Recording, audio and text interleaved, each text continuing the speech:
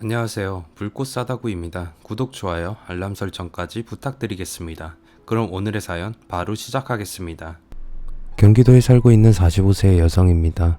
누구나 살면서 다른 사람들에게 속은 경험이 적어도 한 번은 있을 거라고 생각합니다. 홈쇼핑에서 광고만 믿고 물건을 샀는데 택배로 받아보니 불량품이거나 중고품 거래 사이트에 올라온 물건을 샀는데 어이없게도 벽돌이 배송되어 온다든지 여러가지 이유로 속거나 사기를 당하기도 하고 때로는 다른 사람을 속이기도 합니다. 저는 5년 남짓한 결혼 생활 동안 남편과 시어머니에게 완전히 속아서 살았습니다.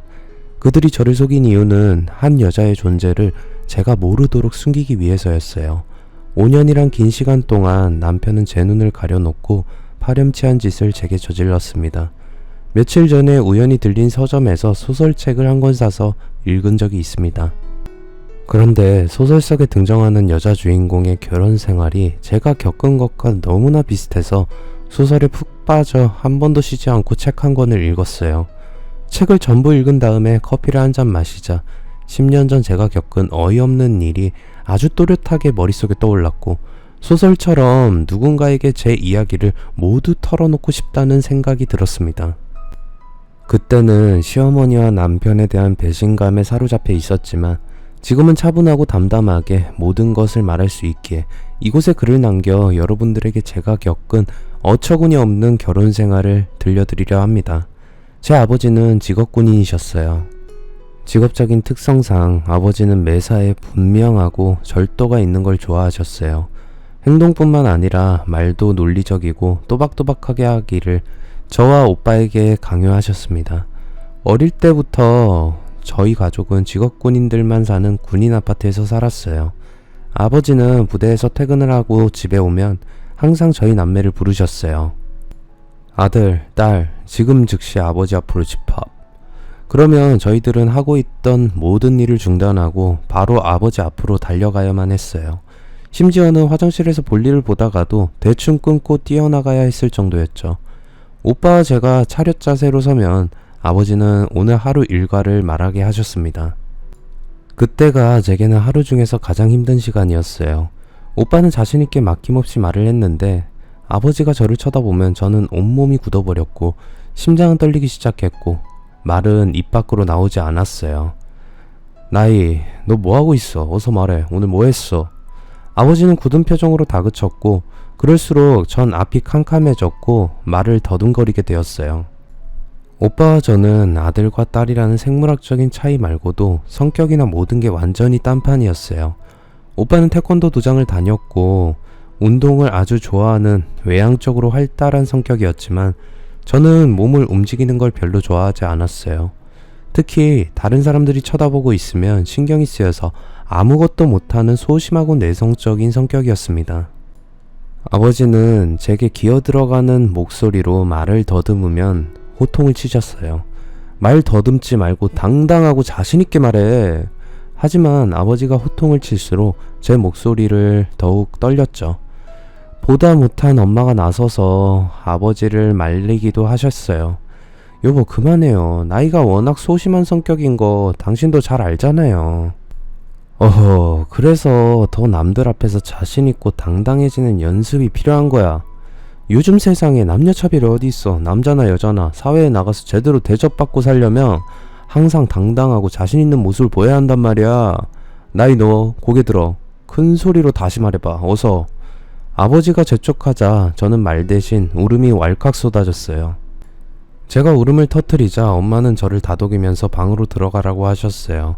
하지만 아버지는 엄마에게도 호통을 치셨어요. 당신은 차렷 자세로 가만히 있어. 하지만 엄마는 몸을 떨면서 울고 있는 저를 데리고 방으로 데리고 들어가셨습니다. 당신 정말 이러다 애 잡겠네. 당신이나 차렷하고 가만히 있어요. 정말 이러니 옛날부터 어른들이 딸보다 아들을 귀하게 여긴 거야. 에이, 좋아. 오늘은 여기까지. 전체 해산. 엄마는 방으로 들어와서 제 등을 토닥여주면서 울음을 그치도록 만들어 주었어요. 나이야, 괜찮아. 이제 뚝 그쳐. 그래. 상황이 이러니 아버지는 언제나 남자답고 아버지의 뒤를 이어서 군인이 되겠다고 하는 오빠를 대견하게 생각하셨고 저만 보며 인상을 쭈푸리면서 고개를 흔드셨어요. 시간이 지날수록 오빠는 자기 편을 들어주는 아버지만 믿고 저를 무시하고 놀리기도 했어요.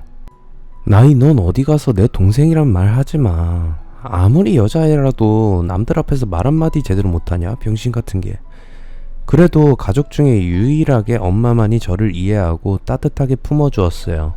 오빠가 저를 바보 등신이라고 놀리고 무시하다가 엄마한테 들키면 엄마는 바로 오빠의 등짝을 사정없이 내리쳤어요.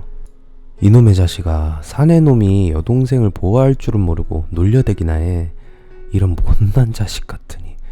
그래서 오빠는 엄마가 있을 때는 듬직한 오빠처럼 굴다가 엄마의 눈을 피해서 저를 놀리고 꿀밤을 때리기도 했어요. 제가 초등학교를 다닐 때까지만 해도 아버지 앞에만 서면 이상하게 말을 더듬게 되었고 그것 때문에 아버지에게 더욱 심하게 꾸지람을 듣게 되었어요. 하지만 다른 친구들과 지내는 데는 문제가 없었는데 중학교에 들어가면서부터 이상하게 학교 선생님이나 다른 친구들 앞에 설 때도 가슴이 답답하고 말이 제대로 나오지 않았어요. 수업시간 발표를 할 때도 선생님이나 다른 친구들이 모두 저만 쳐다보고 있으면 숨이 막혀왔고 말이 나오지 않았고 애써 말을 해도 더듬거리게 되었어요.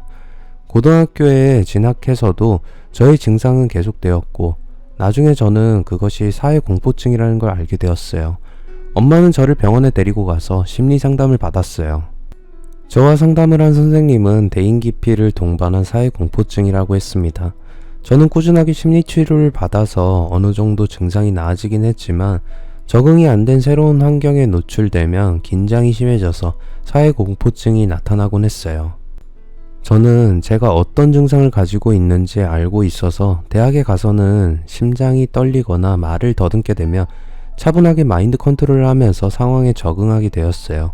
대학 생활은 곧 익숙해졌고 전 별탈 없이 대학을 졸업하고 직장을 가지게 되었어요. 하지만 직장인이 되어서 회사라는 낯선 환경을 만나게 되자 저의 사회공포증은 다시 나타났습니다. 입사하고 얼마 되지 않아서 과장님이 저를 부르셨어요. 정나희씨, 이게 앞으로 우리가 사용하게 될 새로운 업무 프로그램인데 내가 보는 앞에서 시키는 대로 한번 해봐요. 과장님은 특별히 부서인 신입사원인 제게 업무용 프로그램 사용법을 따로 가르쳐 주려고 하셨어요. 그런데 과장님이 뻔히 쳐다보고 있으니 저는 등에서 식은땀이 줄줄 흘러내렸고 심장은 터질 듯이 요동쳤고 손은 떨려서 계속 오타를 내게 되었어요. 그러자 과장님은 고개를 갸웃거리면서 정나희씨 괜찮아요? 컨디션 안 좋아 보여. 네, 괜찮아요. 전 말까지 더듬거리게 되었고 과장님은 그만 됐으니 제 자리로 가라고 하셨어요. 그때부터 저는 다른 사람들이 보고 있으면 사소한 일도 떨려서 제대로 하지 못했습니다. 거래처와 계약을 할 때도 제가 회사를 대신해서 사인을 해야 하는데 거래처 직원이 저를 빤히 쳐다보고 있으면 자동적으로 손이 떨렸고 다른 직원들이 보는 앞에서 서류를 수정할 때도 손이 떨려서 계속 오타를 내기도 했어요. 회식을 할 때는 앞에 앉은 동료들이 보고 있으면 자동적으로 손이 덜덜 떨려서 물컵에 물조차 제대로 따르지 못하고 흘리고 말았어요. 은행을 가도 청구서에 제 신상을 적을 때도 마찬가지여서 창구 여직원이 빤히 저를 쳐다보고 있으면 알코올 중독으로 인한 수전증 환자처럼 손이 떨려서 글씨를 쓰지 못해 염치불구하고 여직원에게 대신 써달라고 부탁을 할 정도였어요. 원래 이런 개인정보는 제가 적으면 안 되는 건데 여직원은 저를 이상한 눈빛으로 쳐다보았고 전 얼굴이 달아올라 죄송해요 말을 더듬거렸죠. 처음에는 제게 호전적이던 동료들도 저를 사회 부적응자라고 생각하고 조금씩 멀리하기 시작했고 여직원들 사이에서는 저에 대한 터무니없는 헛소문까지 돌게 되었어요. 제가 알코올 중독으로 인한 수전증을 가지고 있다는 겁니다. 너희들 그 이야기 들었어? 영업팁 정나희 있잖아. 알코올 중독이래. 그래? 나도 얼핏 들은 것 같아. 고등학교 다닐 때부터 유명한 날라리여서 매일같이 학교는 빠지고 남자애들하고 어울리면서 술만 마시고 다녔대. 어쩐지 얼굴은 곱상한 년이 뭘 시키기만 하면 손을 덜덜 떨어대더라. 참 세상에 젊은 여자가 알코올 중독이라니 말세야. 아니 회사에서는 왜 저런 년을 그냥 두는 거야? 나 같으면 바로 잘라버렸을 텐데. 누가 아니래. 하여튼 그년이 우리 여직원들 망신은 혼자서 다 시키고 다녀. 내가 다 부끄럽고 창피하다니까? 제 귀에 들려오는 여직원들의 뒷담화는 저를 더욱 괴롭게 만들었어요. 여직원들은 저와 마주치면 정신질환자를 대하는 것처럼 인상을 찌푸렸고 아무도 제게 먼저 말을 걸지도 않았고 시간이 지나면서 저는 회사 내에서 왕따가 되어갔습니다. 하지만 유일하게 저를 상대해주는 사람이 있었는데 저보다 선임인 김대리였어요. 저는 업무적으로 물어볼 것이 있어서 다른 동료들에게 가면 모두 저를 피했는데 김대리만은 나이씨 물어볼 게 있어요? 내가 도와줄게요 라고 하면서 먼저 제게 다가왔어요. 점심시간이 되어서 다른 직원들은 식사를 하러 가면서 아무도 제게 같이 가자는 말을 하지 않아서 쓸쓸하게 혼자 앉아 있으면 어김없이 김대리가 제게 다가왔어요. 나이씨 오늘도 혼자네? 우리 같이 도시락 시켜 먹을까요? 김대리님은 다른 직원들하고 같이 안 나가셨어요? 아 오늘은 이상하게 도시락이 땡겨서요. 나이씨는 어때요? 저도 좋아요. 김대리는 다른 동료들에게 인기가 아주 많은 편이었어요. 업무 능력도 뛰어났고 호감형인 얼굴에 저와는 다르게 말도 잘해서 여직원들에게도 인기가 많았죠. 그런데도 김대리는 늘 혼자 외롭게 남은 저를 위해서 같이 도시락을 주문해서 먹거나 근처 식당에 가서 저의 식사 파트너가 되어주었어요. 그렇게 1년이 지난 뒤에 김대리와 제가 결정적으로 가까워지는 일이 생겼습니다. 분기 말이 다가오자 과장님이 저를 부르더니 이번 분기 결산 보고서는 정나희 씨가 하도록 하지. 사장님 앞에 서서 프레젠테이션을 해보는 것도 좋은 경험이 될 거야. 전 순간 심장이 멎을 정도로 놀라고 말았습니다. 제가 다른 사람들 앞에서 발표를 못할 정도로 사회공포증이 있는 걸 회사에선 모르는 사람도 없는데 과장님은 다른 직원들을 제쳐두고 하필이면 제게 그런 업무 발표를 시키는지 이해가 되지 않았어요. 과장님은 사장님 앞에서 발표를 하는 기회를 준다고 하셨지만 그건 거짓말이었고 제가 가장 싫어하는 일을 맡긴 데는 다른 이유가 있었어요.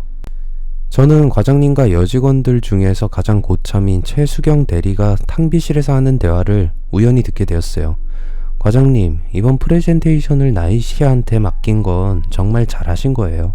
최수경 대리가 웃으면서 과장님에게 말했어요. 그러자 과장님도 웃으면서 말했어요. 그래, 나도 남들 앞에서 말 한마디도 제대로 못하는 년을 부하 직원으로 계속 두고 싶진 않아. 이번 기회에 정리해버려야지. 맞아요. 분기 발표를 할 때 사장님 앞에서 개망신 당하고 나면 아마 자기가 알아서 사표 쓰게 될 거예요. 나도 그년이 알코올 중독이라느니 수전증이라느니 하는 말을 들을 때마다 신경이 쓰였다고. 둘은 저에 대한 험담을 하면서 히히덕거렸어요. 제게 발표를 시켜서 망신을 주자는 생각은 최수경 대리가 먼저 했던 것 같았어요. 과장님을 포함해서 다른 직원들이 제가 회사를 그만두길 바라고 있다는 걸 알게 되자 정말이지 참담한 심정이었어요. 하지만 피할 수는 없는 일이었고 어떻게든 해내야 했습니다. 그때 김대리가 제게 구원의 손길을 내밀었어요. 김대리는 자기 일도 아닌데 먼저 나서서 기획서 작성을 도와주었고 말솜씨가 좋은 그는 프레젠테이션 발표 연습까지 시켜주었어요.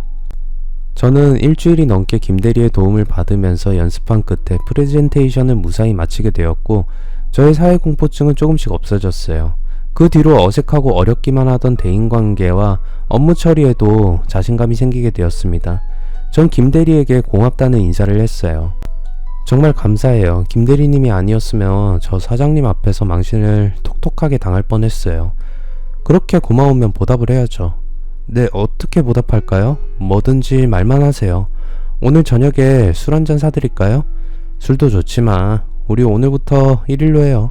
네? 1일이요? 오늘이 우리가 사귄 지 1일 되는 날로 하는 거예요. 어때요? 아이 참 대리님도. 전 김대리가 저를 좋아하고 있었다는 걸 알고 너무 기뻤어요. 저는 오래전부터 그를 마음에 두고 있었지만 소심한 성격이라 말을 하지 못하고 있었죠. 그런데 그가 먼저 고백을 하다니 전 꿈만 같았습니다. 저는 남편의 고백을 받아들였고 그때부터 남편과 저는 연인 사이가 되어서 사귀게 되었어요. 저희 회사는 사내연애를 금지하거나 숨기는 분위기가 아니어서 저희들은 언제나 붙어 다녔고 동료들은 언제 결혼할 거냐고 물으면서 저희들의 결혼을 당연한 일로 생각했어요. 저희들은 가끔씩 다른 커플처럼 사랑 싸움도 하면서 3년 동안 연애를 했어요. 그러자 다른 동료들이 저희들을 재촉을 했어요. 결혼할 거면 빨리 해. 벌써 3년이 넘었어. 평생 연애만 하다 말 거야? 명 짧은 사람은 김대리 결혼식은 보지도 못하고 죽겠어. 저희들은 동료들의 성화에 못 이겨서 3년간의 연애를 끝내고 결혼을 하게 되었습니다. 결혼을 약속하고 저는 시부모님께 인사를 드리기 위해 남편과 같이 시댁으로 갔어요. 시어머니는 첫인상이 온화하고 부드러운 분이셨어요. 제가 말을 하면 입가에 미소를 띠고 고개를 끄덕이면서 들어주셨어요. 우리 영민이가 너무 착하고 순진해서 같이 살다 보면 속이 터지는 일이 많이 생길 거야. 그러면 그냥 다 큰 아들 하나 키운다고 생각해. 시어머니는 말씀도 재밌게 하셨고 아들인 남편보다 며느리인 저를 더 챙겨주셨어요. 물론 첫 대면이니까 예의상 그러셨겠지만 시어머니와 대화하는 동안 저는 조금도 불편하지 않았고 친정 엄마처럼 편하게 느껴졌어요. 여자는 남편도 잘 만나야 하지만 어떤 시어머니를 만나느냐에 따라서 고달픈 시집살이를 하느냐 아니면 시댁이 친정이나 다름없는 편안한 결혼 생활을 하느냐가 결정되는 법이라 시댁으로 가면서 긴장을 많이 했는데 시어머니를 만난 뒤로 긴장이 확 풀어졌고 남편과 결혼을 결정하기 정말 잘했다는 생각을 하게 되었습니다. 결혼 후에 저희들은 시어머니가 마련해 놓은 빌라에서 신혼을 시작하게 되었어요. 시어머니는 시아버지가 세상을 떠나시고 혼자 된 몸이라 저희들이 분가를 하면 시어머니 혼자서 사셔야 해서 저는 남편에게 분가를 하지 않고 시어머니를 모시고 같이 살아도 좋다고 말했어요. 하지만 시어머니는 자기는 괜찮으니 나가서 따로 살라고 하셨어요. 내가 아무리 잘해준다고 해도 시어머니 아니겠니? 우리가 같이 살면 서로 감정이 상할 수도 있으니까 따로 살도록 하자. 그 대신 내가 자주 니들 집에 들리도록 하마. 나는 10년이 넘게 혼자 살아와서 외롭지 않고 오히려 혼자가 편하고 자유롭단다. 그러니 내 걱정은 하지 말고 둘이 재밌게 깨가 쏟아지는 신혼을 마음껏 즐기도록 해. 시어머니는 정말 센스가 있으신 분이었고 며느리인 저를 깊이 배려해 주시는 분이셨어요. 저는 앞으로 시어머니에게 딸 같은 며느리가 되어야지라고 생각을 했습니다. 저희들은 신혼을 시작한 빌라는 5층 건물이었는데 바로 저희 옆집에 사는 50대 부부는 정말 빌라에서 골칫덩어리였어요. 옆에 살고 있었기에 오가면서 자주 마주치게 되었고 저는 그때마다 밝게 웃으면서 인사를 했는데 부부는 똑같이 저를 멀뚱한 표정으로 쳐다보면서 그냥 지나갔어요. 게다가 매일같이 밤만 되면 시끄럽게 싸워서 참지 못한 위층과 아래층 사람들이 항의를 해도 아무 소용도 없었어요. 그들이 심하게 욕을 하면서 물건을 깨부수고 악을 쓰는 날은 경찰에 신고를 하는 일도 있었습니다. 매일 밤마다 저는 그 부부 때문에 잠을 설치게 되어서 아침이면 머리가 아프고 해가 진 다음에 옆집에서 소리가 조금만 들려도 신경이 곤두서면서 노이로제가 걸릴 지경이 되었어요. 얼마 뒤에 저는 아래층에 사는 아줌마를 통해서 그 부부가 어떤 사람들인지 그리고 왜 밤이면 밤마다 싸우는지 듣게 되었어요. 부부싸움의 원인은 아내의 외도를 의심하는 남편 때문이었다고 해요. 남편은 아내에게 어떤 놈과 놀아났냐고 따졌고 아내는 그런 일 없다고 맞서면서 그들은 매일 밤마다 싸웠던 겁니다.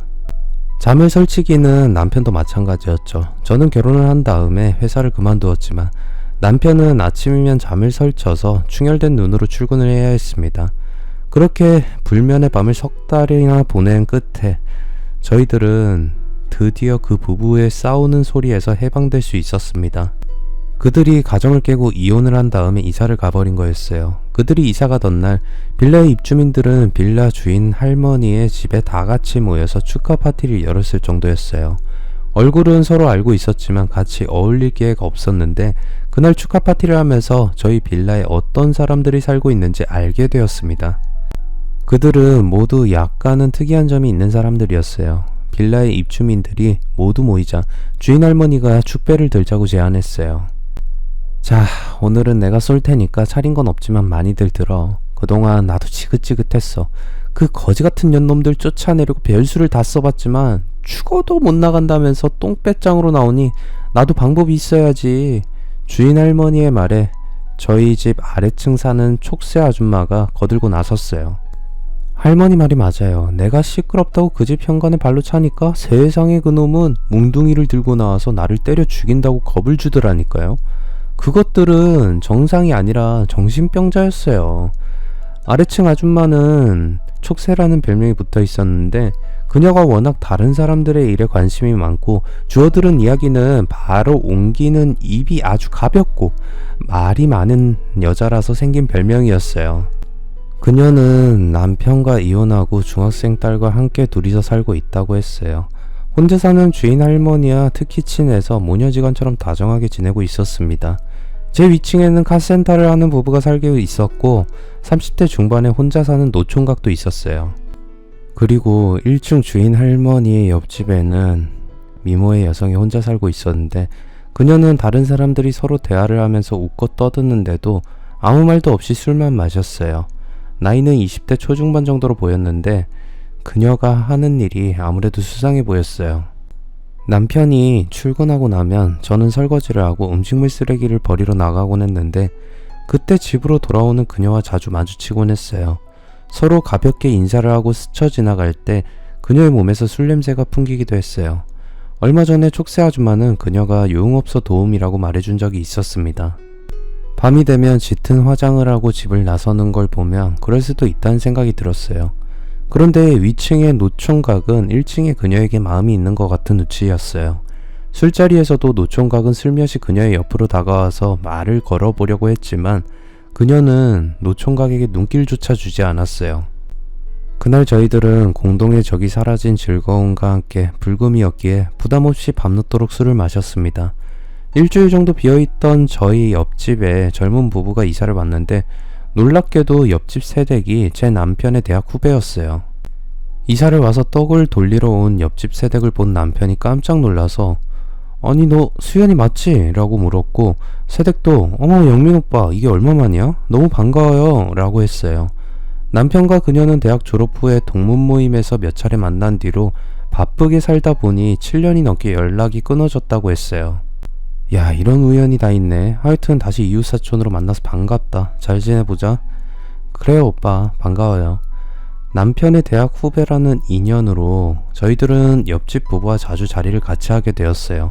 그래서 저도 그녀와 자연스럽게 친해져서 편하게 언니 동생 하면서 지내게 되었어요. 남편의 생일에 저는 수연이 부부를 집으로 초대해서 같이 저녁을 먹었습니다. 수연이의 남편은 건축회사에 근무하고 있어서 지방으로 출장을 자주 나가는 편이라고 했어요. 그는 제게 자기 아내를 잘 부탁한다는 말을 했어요. 제가 집을 비울 때가 많아요. 제가 없을 때는 제 와이프를 동생이라 생각하고 챙겨주세요. 그럼요. 저도 수연이를 친동생처럼 생각하고 있으니까 아무 걱정하지 마세요. 수연이의 남편은 예의도 바르고 인상도 밝아서 호감이 가는 남자였어요. 남자들이 출근을 하고 나면 수연이는 저희 집에 와서 커피를 마시면서 이런저런 이야기를 하면서 수다를 떨다가 같이 점심을 먹는 일이 많았어요. 그때 수연이는 자기 남편과 어떻게 만나서 결혼을 하게 되었는지 말해주었습니다. 남편은 수연이의 사촌오빠의 친구라고 했어요. 회사에서 막 퇴근하려는 수연이에게 사촌오빠가 전화를 해서 급하게 할 말이 있으니 당장 나오라고 했답니다. 수연이는 사촌오빠가 오라고 한 술집으로 갔더니 오빠는 친구와 같이 있었다고 해요. 그는 자기 친구를 수연이에게 소개시켜 주었던 겁니다. 사촌오빠는 친구와 내기를 했는데 지고 말았다고 해요. 벌칙으로는 지는 사람이 상대방에게 여자를 소개해 주는 것이었다고 해요. 그런데 당장 떠오르는 사람이 사촌 여동생인 수연이었던 거죠. 자, 나는 약속 지켰으니까 이제부터는 둘이서 잘해봐. 사촌오빠는 자리를 비켜주었고 수연이와 남편은 술을 마시면서 여러가지 이야기를 했는데 의외로 잘 통했다고 해요. 처음 만나서 서로 어색해하고 있었는데 남편이 저 혹시 취미가 뭐예요? 라고 물었고 수연이는 망설이다가 게임을 하는 게 취미생활이라고 말했다고 합니다. 그러자 남편은 눈이 커지면서 그 게임 저도 하고 있는데 혹시 아이디가 뭐예요? 게임상에서 만나면 아는 척 할게요. 네, 저는 앵두공주예요. 그렇구나. 앞으로 자주 만나서 같이 게임해요. 서로 통하는 대화거리가 생긴 둘은 게임에 대해서 시간 가는 줄 모르고 떠들었고 그것도 모자라서 2차를 가서 술을 더 마시면서 그들이 즐기고 있던 온라인 게임을 하면서 있었던 여러가지 일들을 재미있게 이야기했다고 합니다. 그리고 처음 만날 그날 둘은 모텔로 가서 같이 잤다고 합니다. 첫 만남에 몸과 마음이 한꺼번에 통해버린 둘은 연인이 되었고 2달간의 짧은 연애 끝에 결혼을 하게 되었다고 했어요. 몇 달 뒤에 수연이 남편이 지방의 공사 현장으로 출장을 가고 난 뒤에 저는 깜짝 놀랄 만한 경험을 하게 되었고 수연이에게 숨겨진 또 다른 면을 보게 되었어요. 그날도 남편이 출근한 다음에 집에 놀러온 수연이와 수다를 떨다가 저는 쓰레기를 버리러 잠깐 밖으로 나갔다 돌아왔어요. 집에 들어온 저는 어처구니 없는 장면을 목격하게 되었어요. 수연이가 안방에 장롱을 활짝 열어 젖히고 옷들을 모두 꺼내놓고 뭔가를 미친 듯이 찾고 있었어요. 어디 있지? 분명히 있을 텐데 어디 있는 거야? 수연이는 이런 말을 중얼거리면서 제가 들어온지도 모르고 뭔가를 찾는데 열중하고 있었어요. 저는 어이가 없어서 수연아 너 지금 뭐하고 있어? 내 집에서 도대체 뭘 뒤지고 있는 거야? 제 목소리를 들은 수연이는 돌아서서 제게 다가왔어요. 그때 제가 본 수연이의 눈빛은 정상이 아니었어요. 언니 어디다 숨겼어? 바른 대로 말해줘. 저는 수연이의 이상한 눈빛을 보자 겁이 덜컥 났어요. 내가 뭘 숨겼다는 거야? 내 남편 속옷 언니가 벗겼잖아. 어디다 뒀어? 빨리 말해. 뭐? 너 미쳤어? 저는 기가 막혔어요. 방금 전까지 저와 깔깔 웃으면서 수다를 떨던 수연이가 갑자기 이렇게 무서운 눈초리로 저를 노려보면서 어이없게도 자기 남편의 속옷을 내놓으라고 하다니 수연이는 베란다로 뛰어나가더니 세탁기를 뒤졌어요. 여기도 없네. 어디 있지? 저는 화가 나서 수연이를 억지로 집 밖으로 밀쳐냈어요. 전 머릿속이 너무 혼란스러워졌습니다. 수연이의 정신상태가 뭔가 문제 있다는 생각밖에 들지 않았어요. 남편이 집에 오자 저는 떨리는 마음으로 아침에 겪은 일을 말했어요. 그런데 깜짝 놀랄 줄 알았던 남편은 의외로 담담하게 수연이 병이 또 도졌구나. 뭐야? 당신은 이미 알고 있었던 거야? 수연이는 대학 시절에도 비슷한 행동을 했었어. 내가 지금부터 하는 말은 수연이 남편한테는 비밀이야. 남편은 수연이 남편에겐 비밀로 하라는 조건을 달고 대학 시절에 무슨 일이 있었는지 자세하게 알려주었습니다. 수연이는 같은 과 남자 선배와 동거를 한 적이 있다고 했어요. 그런데 그 남자 선배는 다른 여자 동기와도 사귀면서 양다리를 걸치고 있었다고 해요. 그것을 수연이가 알게 되었고 질투심에 화가 난 수연이는 자신의 동거남을 꼬드긴 그녀를 찾아가서 단판을 짓다가 말다툼을 하다 급기야 심하게 몸싸움까지 하게 되었다고 해요. 이년아, 왜 남의 남자를 올려서 가로채려고 들어? 오늘 아주 결판을 내자. 수연이는 그녀를 밀쳤고 그녀는 바닥에 넘어지면서 충격으로 심하게 하혈을 했다고 합니다. 그런데 불행히도 그녀는 임신한 상태였다고 했어요. 그녀는 유산을 하게 되었고 동거남과도 헤어져야 했답니다. 그때부터 수연이에게 의부증이 생겼다고 했어요. 수연이는 다른 동기와 연애를 다시 시작했는데 결국 그녀의 심한 의부증을 견디지 못한 남자가 헤어지자고 통보를 했다는 겁니다. 아마 남편이 출장을 가서 자기 눈앞에 보이지 않으면 수연이는 순간적으로 남편이 다른 여자와 바람을 피운다고 착각을 하는 모양이야. 그래서 당신을 의심해서 그런 행동을 한 것 같아. 전 그제서야 수연이가 왜 그런 엉뚱한 짓을 했는지 이해가 되었어요. 그런데 문제는 저는 수연이를 이해하지만 빌라의 다른 여자들은 그런 사정을 전혀 모른다는 것이었어요. 남편이 출장을 가고 난 뒤에 수연이는 위층 카센터를 하는 남자의 아내와 크게 싸운 적이 있었습니다. 위층에서 들려오는 시끄러운 고함 소리에 밖으로 나와 보니 이미 촉새 아줌마와 주인 할머니까지 와서 위층을 걱정스러운 눈빛으로 쳐다보고 있었어요. 저도 자연스럽게 시선이 위층으로 올라가는 계단을 쳐다보고 있었어요. 그곳에는 위층 여자와 수연이가 격하게 말싸움을 하고 있었습니다. 너 아무 말이나 나오는 대로 뱉으면 다 말인 줄 알아? 어디서 함부로 내가 네 남편이랑 바람을 피웠다고 뒤집어 씌우려고 들어, 이 미친년아. 위층 여자는 화가 나서 수연이에게 삿대질을 하면서 소리를 질렀어요. 수연이도 지지 않고 맞받았어요. 내가 모를 줄 알아? 네 남편이 없을 때마다 내 남편이랑 그 짓을 했잖아. 아니야? 이게 정말 미쳤네. 너 사람 잘못 봤어. 아무한테나 함부로 덤비면 어떻게 되는지 뜨거운 맛을 확실하게 보여줄게. 위층 여자는 수연이의 머리채를 잡아챘고 수연이는 비명을 질러댔어요. 어머나, 이러다 뭔 일 나겠네. 놀란 촉새 아줌마가 달려들어서 두 사람을 말렸습니다. 저도 달려들어서 엉겨붙은 둘을 겨우 떼놓았어요. 저는 위층 여자에게 수연이의 의부증에 대해서 알아듣게 설명해 주었습니다. 그런데 얼마 지나지 않아서 수연이는 1층의 아가씨도 자기 남편과 불륜관계를 의심해서 싸움을 하게 되었어요. 1층 아가씨는 화가 머리끝까지 나서 수연이에게 고함을 질렀어요. 야, 넌 내가 업소에서 일한다고 사람 무시하는 거야? 그래, 나는 남자들 비위 맞춰주고 먹고 산다. 그래도 가정에 있는 유부남은 안 건드려. 하지만 질투심과 의부증에 눈이 먼 수연이는 1층 아가씨를 늘 매의 눈으로 감시했고 조금만 이상한 점이 보이면 바로 그녀에게 시비를 걸었어요. 그러자 수연이에게 지친 그녀는 다른 곳으로 이사를 가버렸습니다. 얼마 뒤에는 위층 노총각도 그녀를 따라서 이사를 가버렸어요. 그들이 이사를 가고 비어있던 집에는 환갑을 넘긴 부부가 이사를 왔습니다. 그러자 수연이의 의부증은 조금 가라앉았어요.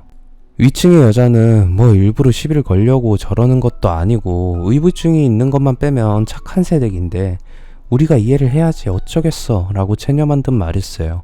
그런데 촉새 아줌마는 수연이에게 약간 섭섭한 듯이 그런데 왜 나는 의심을 안 하는 거야? 내가 나이 들었다고 무시하는 것 같잖아 라고 해서 위층 여자와 저는 한참을 웃었어요. 수연이는 드러내놓고 저희들에게 덤벼들어 따지진 않았지만 남편이 출장을 가서 보이지 않으면 항상 저와 위층 여자를 감시하곤 했어요. 하지만 남편이 집에 있을 때는 완전히 다른 사람이 되어서 누구보다 착하고 순전적인 아내가 되었습니다. 저를 비롯해서 수연이의 감시망에 포함된 빌라의 여성들은 기분이 좋진 않았지만 누가 뭐라고 해도 자기 자신만 떳떳하면 문제될 게 없다고 생각했어요. 그러니 시간이 지나면서 수연이가 저희들을 감시하든 말든 신경 쓰지 않게 되었어요. 하지만 그녀의 집착 같은 의부증 때문에 그녀의 남편과 마주치면 일단 피하게 되었어요. 수연이의 남편은 언제나 저희들을 보면 반갑게 인사를 했지만 저희들은 어디에선가 지켜보고 있을지도 모르는 수연이를 의식해서 그저 고개만 숙이고 급히 피하곤 했습니다.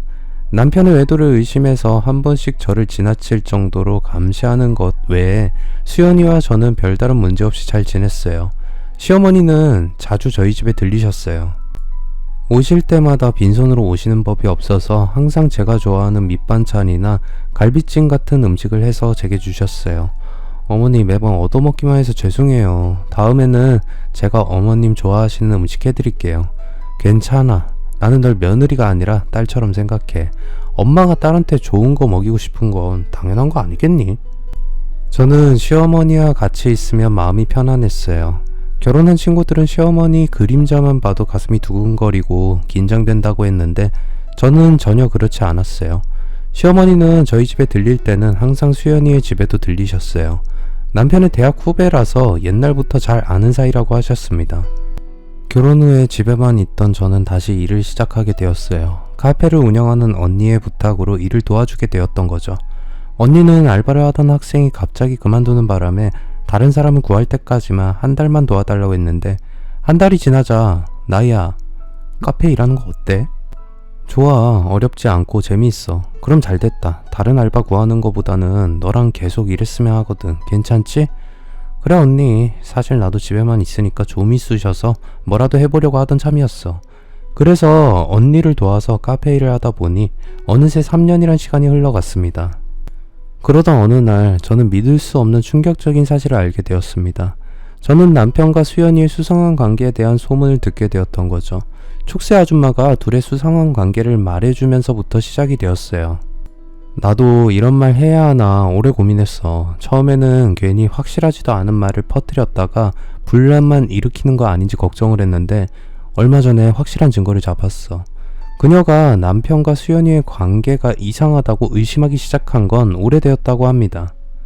카페 일을 시작하고 얼마 지나지 않아서 제가 나간 뒤에 남편이 수연이의 집에서 나오는 걸 몇 번 본 적이 있다고 했어요.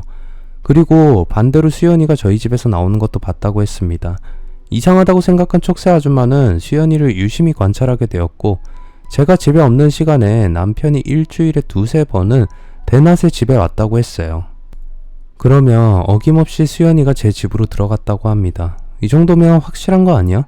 촉새 아줌마의 말이 맞다면 둘은 내연관계가 분명했어요. 회사에 출근한 남편이 대낮에 집에 올 이유가 없었죠. 저도 집에 없는데 말이에요. 하지만 촉새 아줌마의 말만 믿고 무턱대고 수연이나 남편에게 둘이 어떤 관계인지 추궁할 수는 없었어요. 확실한 증거가 있어야 했고 남편이 수연이와 넘지 말아야 할 선을 넘었다고 믿고 싶지 않았습니다. 그래서 제 고민은 깊어졌는데 곧 수연이와 남편이 어떤 관계인지 확실하게 알게 되었어요. 저는 시댁에 들렀다가 수연이와 시어머니가 하는 대화를 듣고 엄청난 충격을 받고 정신을 잃을 뻔했습니다.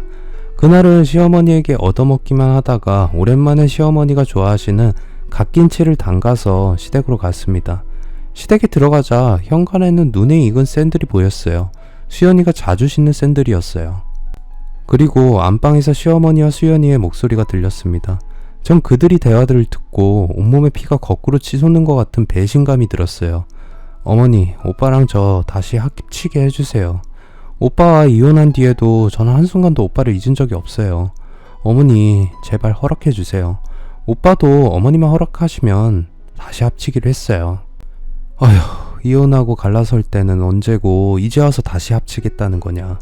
전 절대 이혼은 안 한다고 했는데 오빠가 우겨서 갈라선 거 어머니도 아시잖아요. 전 이혼 당한 거라고요. 네가 왜 이혼 당했는지 너도 잘 알잖니?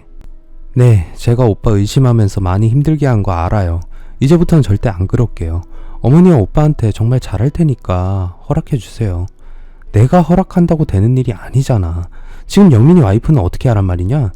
그건 제가 알아서 할게요. 오래전부터 제가 분위기를 만들어 놓고 있으니까 어머니만 도와주시면 그년하고 오빠를 이혼시킬 수 있어요. 믿기지 않은 엄청난 말을 들은 저는 유체이탈을 하듯이 정신이 몸에서 빠져나가는 걸 느꼈습니다. 수연이는 남편의 전처였어요. 그런데 이제는 남편과 다시 합치려고 제가 자기 남편과 바람을 피웠다는 누명을 뒤집어 씌우려는 말도 안 되는 계획을 꾸미고 있었어요. 저는 수연이가 왜 계속 저를 감시하고 있었는지 알 것 같았어요. 수연이는 자기 남편 속옷을 저희 집에 감춰놓고 저를 불륜녀로 만들 더러운 음모를 계획하고 있었습니다. 저는 시어머니와 수연이의 대화를 녹음했고 집으로 돌아와서 남편에게 모든 걸 털어놓으라고 추궁했어요. 남편은 한숨을 쉬더니 수연이가 자신의 전처였다는 걸 인정했어요. 수연이는 남자친구에게 버림을 받고 힘들어했고 대학 선배였던 남편을 자주 만나서 위로를 받다가 넘지 말아야 할 선을 넘고 말았답니다. 그것이 인연이 되어서 남편과 수연이는 사귀게 되었고 졸업 후에 결혼을 하게 되었죠. 하지만 남편도 수연이의 도를 넘어선 의부증을 감당하기는 힘들어졌다고 해요. 휴대폰에 비밀번호를 걸어놓으면 따지고 들었고 회식을 한다고 하면 수시로 전화를 해서 확인을 했고 심지어는 남편 몰래 휴대폰에 위치 추적 스파이 프로그램을 깔아두었다가 들키기도 했다고 합니다. 남편과 친하게 지내는 여직원에게는 입에 담지 못할 욕설을 해댔고 불시에 그녀의 집까지 찾아가서 행패를 부리기도 했다고 합니다. 남편도 화가 나서 수연이를 정신병원에 입원시키려고 했지만 처가의 강력한 반대로 실패하고 이혼을 선택하게 되었다고 해요. 남편이 이혼하자고 하자 수연이는 다시는 남편을 의심하지 않겠다고 빌어서 이혼을 하지 않았지만 수연이의 의부증은 고쳐지지 않았다고 합니다. 그래서 남편은 울면서 매달린 수연이와 결혼 2년 만에 헤어졌다고 해요. 수연이와 이혼한 남편은 그 사실을 속이고 저와 재혼을 한 것이었죠. 아마 수연이도 재혼이라는 걸 숨기고 지금의 남편을 만나서 결혼을 했을 거예요. 그리고 운명의 장난인지 그들이 이 빌라로 이사로 오면서 다시 만나게 되었고 남편은 전처와 몰래 바람을 피워왔던 겁니다.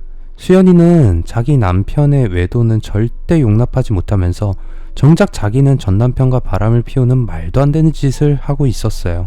시어머니는 그런 사실을 모두 알고 있었지만 감쪽같이 제게 숨겨왔던 겁니다. 더구나 저희 집에 들릴 때는 꼭 수연이에게도 들려서 전 며느리인 수연이도 저와 똑같이 챙겼던 거죠.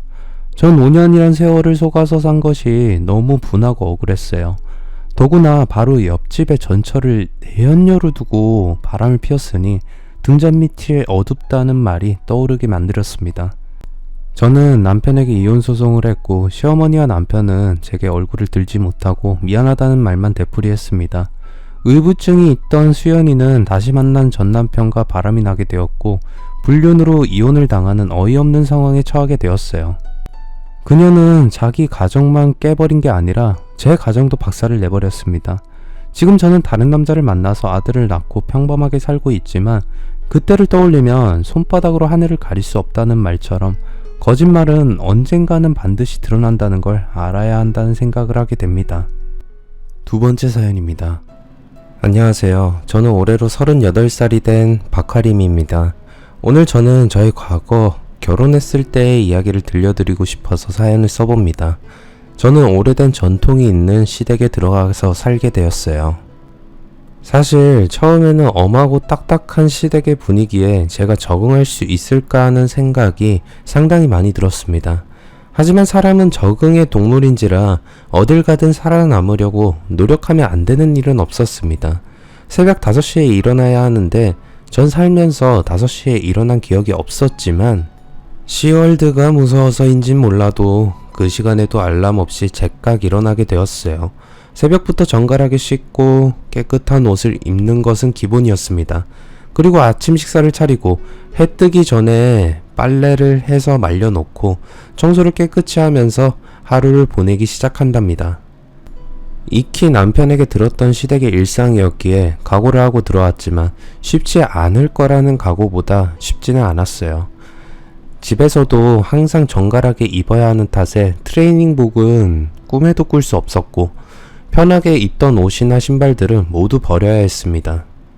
집안에서 시어머니는 호랑이 같은 분이어서 큰 소리 내지 않는 남자들 대신 시어머니가 온갖 호령을 다하고 다니는 편이었습니다. 집에 손님이라도 오시려 치면 더 바쁜 하루가 되어야 하는 건 기본이었습니다. 손님이라도 오시는 날에는 청소를 하루 종일 해도 모자랄 정도로 청소를 시키곤 하셨거든요. 헌데 더 힘든 것은 시어머니의 모든 것에 대한 간섭이었습니다. 무슨 학교도 아닌데 화장실을 왜 자주 가냐고 물으시기도 하고 잠시라도 다른 생각을 하면 무슨 생각을 하고 있었는지 지적을 하기도 했습니다. 그런 시어머니를 보며 무슨 사감 선생님인가 하는 생각에 너무 매일 조금 조급한 마음이 들기도 했습니다. 제가 유일하게 편히 쉬는 때는 모든 일과를 정리하고 남편과 쉬는 시간이었어요. 이불에 누워서 이야기를 하는데 그 시간이 연애 시절로 돌아간 것 같아서 너무 좋더라고요. 오늘 하루 힘들었지? 어머니가 많이 힘들게 하지 않아? 힘들지. 그러니까 자기가 나 많이 위로해줘야 해. 어떻게 위로해줄까? 이렇게? 간지러워. 이러지 마. 그렇게 둘이서 보내는 시간으로 인해서 하루 동안 힘들었던 일을 다 풀곤 했어요. 집안이 분위기 때문에 가족들이 있을 때는 잘 표현을 못해주는 남편이었지만 그래도 둘만 있을 때는 저를 아주 아껴주는 팔불출 같은 남편이었습니다. 손님이 다음날 오신다고 하면 긴장의 연속이었는데 결혼한 지 1년이 지나고 나서는 더 불안함의 연속이었습니다.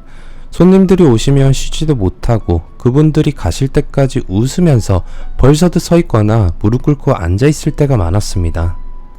그런데 그것보다 더 곤욕인 것은 아무래도 결혼을 했고 대를 귀히 여기는 시댁이다 보니 사람들이 먼저 아이에 대해서 이야기를 하시더군요. 아이는 언제쯤 가실 생각인가? 곧 소식이 들려드릴 테니 너무 조급해하지 마셔요. 시어머니는 제가 대답하기도 전에 저의 말을 가로막으셨어요. 제가 말을 하면 자기의 마음에 들지 않기에 시어머니는 네가 말해봤자 손님에게 실수한다며 자기가 다 말을 하곤 하셨습니다. 솔직히 손님에게 조급하게 생각하지 말라고 말씀을 하시는데 사실 시어머니가 더 조급해 하셨거든요. 심지어 저희 배란일까지 체크해 두셨다가 둘이서 밤을 같이 잘 보냈는지 안 보냈는지 감시를 하듯이 행동을 하셨거든요. 너무 얼굴이 확 달아올랐던 게 같이 밤을 보낸 다음 날이면 저희의 밤을 시어머니가 평가를 하시는 거였어요. 어제는 좀 대충 보낸 것 같은데 혹시 우리 장남이 힘이 없니? 걱정이네. 보양식이라도 해먹여야 할 것 같은데. 저희가 어제 밤을 어떻게 보냈는지까지는 시어머니가 평가할 게 아닌데 저희 방 근처에 있다가 새어나오는 소리를 듣고서 평가를 하시는데 기분도 너무 상하고 불쾌하고 창피했어요. 당연히 남편에게도 이야기를 해서 남편이 시어머니에게 감시하지 말라고 했지만 자기는 감시가 아니라 소리가 들려서 이야기해 준 거라며 말을 했어요. 어떻게 자기의 성인이 된 자식의 아랫도리까지 관리하려고 하는 게 정상인 엄마일까요? 그래서 그 이후에는 아주 조용하게 은밀하게 서로가 좋아도 새벽녘쯤에 거사를 치르기도 했습니다. 가끔은 몰래 나가서 하고 오기도 할 정도로 무슨 다 큰 성인들이 엄마 무서워서 미션 임파서블을 찍는 것 같았었습니다. 시어머니는 우리 둘이 밤을 안 보내나 싶어서 노심초사하면서도 빨리 아이를 가져서 대를 이어야 한다며 계속 저를 괴롭히곤 했어요. 심지어 어디서 알아왔는지 갖은 부적과 아들 낳는 사람의 속옷을 구해와서 입으라는 둥 이상한 행동들을 하시면서 이래야 사내아이가 태어난다면서 저에게도 하라고 하시기도 했습니다. 남편에게 하소연하는 것도 한두 번이지 너무 이상한 행동만 하시는 시어머니를 보면서 저렇게 하신다고 안 될 게 되나 싶었습니다. 마음 같아서는 그런 짓 하지 마시라고 하고 싶었지만 그런 말을 한다고 해서 들을 시어머니라면 진작에 들으셨을 거란 생각이 들더라고요. 하지만 시어머니는 항상 제 말을 들어보지도 않으시고는 말을 하는 타입이었습니다. 너무 힘들어서 그냥 자려고 하는 날에도 고생은 다 시켜놓고 아들 낳는 한약이라며 꼭 먹고 자야 한다며 자기 눈앞에서 한약까지 먹으라고 했어요. 뭐가 들었는지 모를 그 한약은 맛도 정말 없었습니다. 근데 피곤한데 그게 힘이 나겠냐고요. 하루는 너무 피곤해서 남편과 자는 척을 하면서까지 넘어간 적도 있었습니다. 남편도 그러긴 했어요. 우리 꼭 이래야만 해? 그럼 어떻게 하라고. 어머니가 아마 저기에 귀대고 우리가 할 때까지 기다리시고 안 주무실 텐데. 이런 것도 한두 번이지. 진짜 민망해서. 당신한테는 직접적으로 말을 안 하잖아. 나한테는 생리 언제 했냐, 배란이는 언제냐, 꼬치꼬치 다 캐물으면서 적어서 묻고 다니신다니까? 창피해서 얼굴도 못 들고 다니겠어. 아휴, 미안해. 내가 저런 어머니를 둬서. 말해 뭐해. 나 피곤하니까 이제 잘게. 그래, 잘 자. 너무 임신 소식이 안 오는 것에 시어머니는 여기저기 점집도 찾아가서 캐묻고 또 우리 사이에 좋으라고 방 안에 이상한 것들을 걸어 놓으시기까지. 너무 답답해서 저도 시어머니한테 물었어요. 어머니, 이러시면 될 것도 안 될 것 같아요. 지금 저희 방 보셨어요? 무슨 점집도 아니고 이상한 것으로 가득 꾸며 놓으셨잖아요. 얘는 이번엔 진짜 된다고 했어. 너희가 애를 빨리 가져야 나도 이런 짓 더 이상 안 하지. 넌 언제까지 애를 못 가질 참이니? 지금 생각해도 고구마 100개 먹은 듯 답답하네요. 제가 애를 못 가지는 게 아니라 안 생기는 거지. 그리고 애를 못 가지는 게 순전히 왜 여자 탓인가요? 답답한 마음에 진짜 막말이 입 밖으로 나오려고 했지만 참아야 했습니다. 제가 한마디를 하면 시어머니는 100마디는 더 할 것이라는 것이 분명했었거든요. 제가 시어머니가 해둔 것들을 잠시라도 치우려고 치면 왜 치웠냐고 화를 내시면서 더 가지고 오셔서 그대로 방을 엉망으로 만드셨어요. 아휴, 결혼하신 분들은 아시겠지만 시어머니가 방에 들어오면 어떠세요? 내 치부를 들킨 것 마냥 창피하고 기분이 좋지 않잖아요. 근데 시어머니는 수시로 저희 방에 오셔서 확인을 하곤 했어요. 방에 있는데 그런 식으로 왔다 가는 것도 얼마나 불쾌한지 모르는지 시어머니는 자주 들어오셨다가 가시곤 했습니다. 너무 스트레스 받는데 시댁에서 살고 있었기에 뭐라고 말을 하기도 어려웠어요. 그렇게 있다가 한 번은 정말 무시할 수 없는 일이 생겼어요. 시어머니는 씩씩대면서 밖에서 들어오셨는데 저희를 데려다가 앉혀놓고 잔소리를 하시는 겁니다. 내가 싸운 공덕이 없어서 지금 손주를 못 본다고? 참나. 내가 니들 때문에 속상한 게 이만저만이 아니야. 시어머니는 동창회에 다녀오셨는데 거기서 라이벌인 여동창생이 그랬다고 합니다. 시어머니가 공덕이 없으니 자식 손주도 못 보고 사는 거라면서 말이죠. 어디 가서 뺨 맞고 화풀이는 저희에게 하는 거죠. 그래서 시어머니는 발등에 불이 떨어진 양 저와 남편에게 너희 당장 가서 병원부터 다녀오라면서 인공수정이든 시험관이든 돈 드는 거 상관없으니 모조리 다 해보라고 하면서 저희들을 밀어붙이셨어요. 아직 젊은 나이라서 굳이 그렇게 하지 않아도 생길 거라는 희망을 가지고 있었는데 그런 식으로 하니 둘 다 마음이 편치는 않았어요. 하지만 계속 그렇게 하시니 그런 시어머니의 강압에 못 이겨 결국 병원으로 향했습니다. 병원에 방문해서는 남편과 저 모두 검사를 받았어요. 그런데 저희는 의사의 말과 검사 결과를 믿을 수가 없었습니다. 검사를 해보니 남편이 무정자증으로 나오게 된 거였습니다. 물론 제가 아이를 못 가지는 입장이었어도 시어머니는 더 가만히 계시지 않았을 테지만 남편이 무전자증이라는 소리를 듣고서는 시어머니는 자기 아들에게 문제가 있는 건 말도 안 된다며 그 병원 이름을 대라고 난리를 쳤고 결국 저희를 끌고 가서 그 병원에서 난동을 피고 개망신을 당한 후에 다른 병원을 다 돌아다녔어요. 시어머니와 함께 일주일 내내 웬만한 병원을 다 다녀서 지칠 때쯤이야 시어머니는 포기하는 줄 알았습니다. 하지만 안 된다며 우리 집안의 대를 끊을 수 없다며 한의원마다 다 찾아다니며 갖가지 한약을 다 지어서 왔지만 먹어도 썩 소용이 보이지 않았습니다. 정말 몇 달 가까이 시어머니의 요구를 들어주던 중 너무 힘들어서 저희 둘 다 두 손 두 발을 다 들었습니다. 어머니, 저 진짜 못하겠어요. 죄송해요. 남편이 먼저 더 이상 못하겠다고 하자 시어머니는 남편에게도 버럭 화를 냈습니다. 뭐라는 거야? 애를 포기하긴 왜 포기해? 우리 집안에 그럼 이제 대를 끊겠다는 거냐? 시어머니는 화를 내면서 못하겠다고 하는 저희들에게 뭐라고 하시더니 잠시 생각을 하셨어요. 너는 문제가 없다는 거니? 그러면서 시어머니는 저보고 괜찮냐고 묻는 거였습니다. 저는 괜찮다고 했더니 시어머니는 그럼 어쩔 수 없다면서 한 가지 제안을 해왔습니다. 네가 못하겠다면 할 수 없지. 그럼 종수와 네가 하룻밤을 보내줘야겠다. 말도 안 되는 제안이었습니다. 남편에게는 하나뿐인 도련님이 있었는데 도련님은 어릴 적 사고로 인해서 장애인이 되었던 사람이었어요. 아무리 그래도 그렇지 어떻게 제가 도련님과. 어차피 씨는 같은 거 아니냐. 예씨나 개씨나 핏줄은 매한가지야. 어처구니 없는 시어머니의 말에 남편도 막 반항을 했습니다. 세상이 아주 말세라고 해도 이런 식으로 아이를 낳아서 무슨 소용이 있냐고 소리를 질렀습니다. 그런데 시어머니는 남편의 따귀까지 때리면서 말씀하셨어요. 다른 곳에 네가 무전자증이라는 거 다 소문낼래? 어차피 네 동생 결혼도 못하고 살 거다. 그럼 한 번쯤은 밤을 보내도 상관없지 않겠어? 네 동생 한도 풀어주고 말이야. 남편은 맞은 볼을 어루만지면서 화를 참는 모습이었습니다. 어머니, 그건 진짜 아니에요. 저도 받아들일 수 없어요.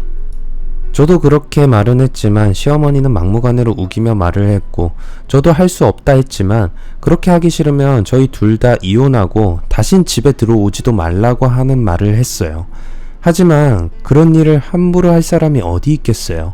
그런데 문제는 그 다음부터였습니다.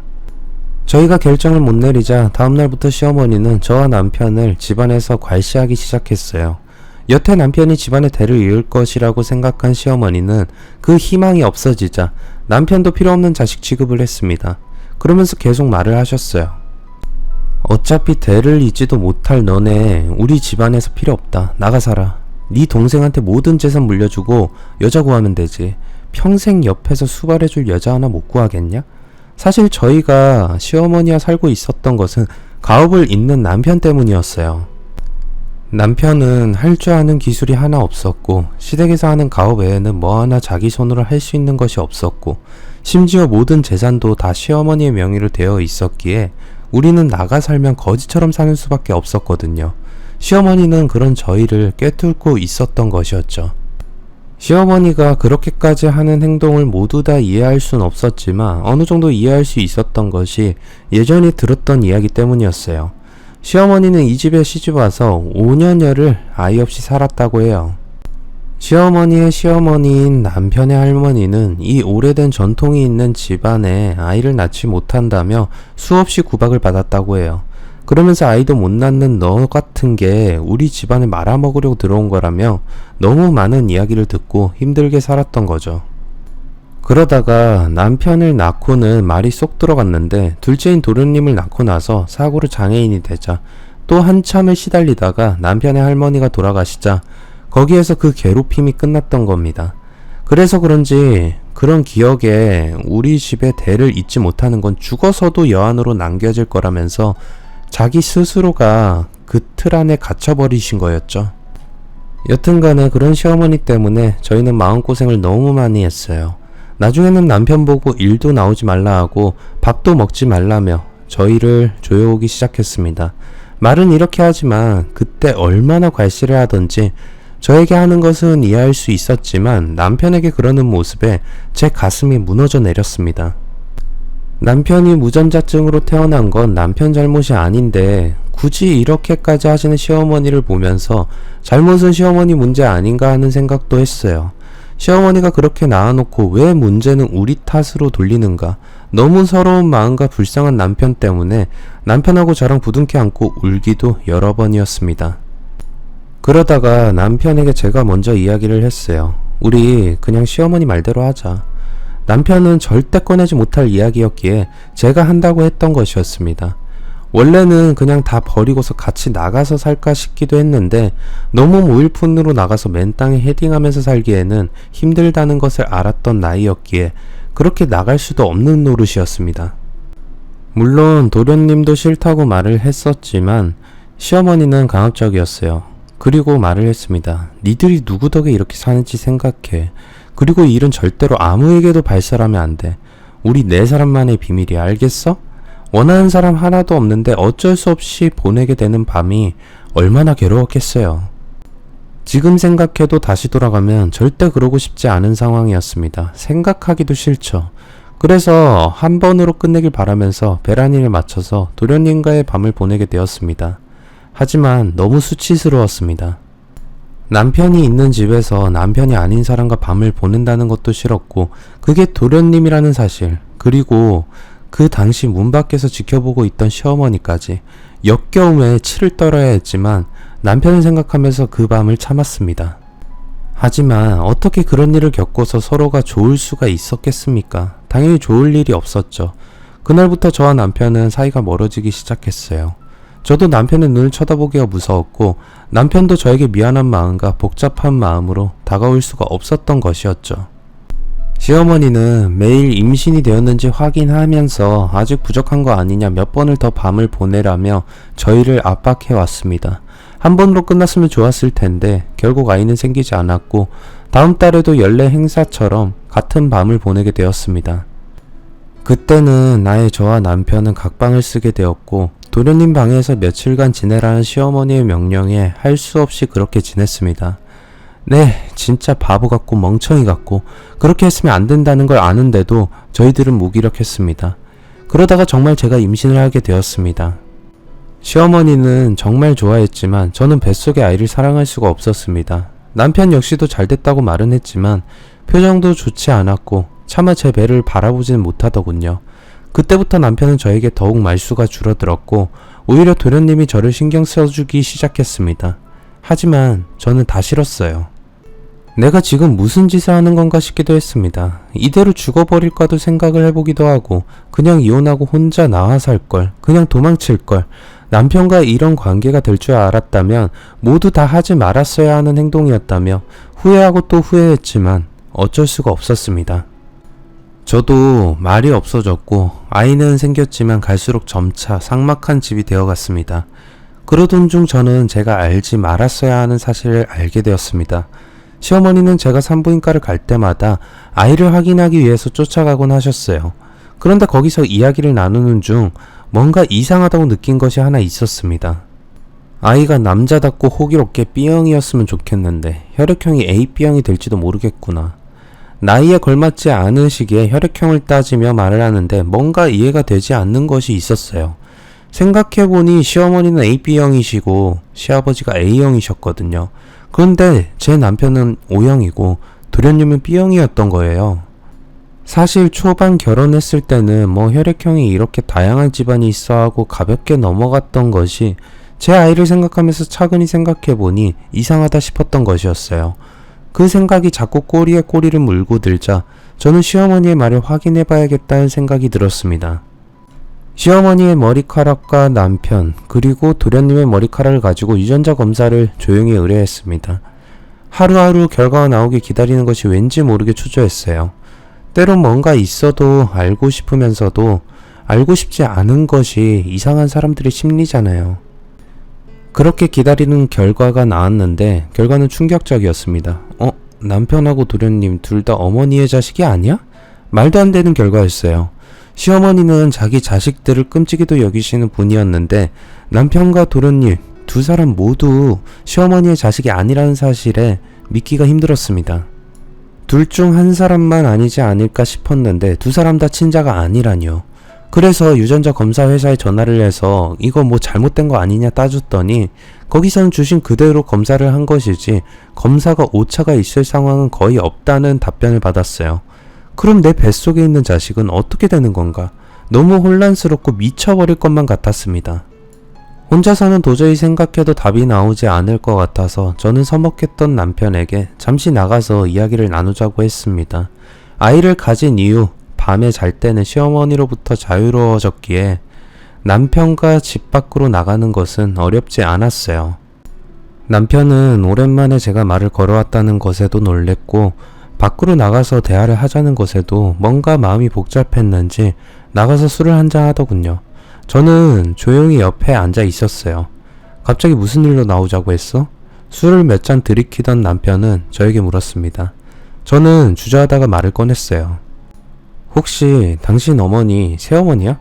갑작스러운 질문에 남편은 황당한지 너털 웃음을 웃으면서 말을 했어요. 왜? 하도 이상한 행동들을 하시니까 친엄마 같지 않지?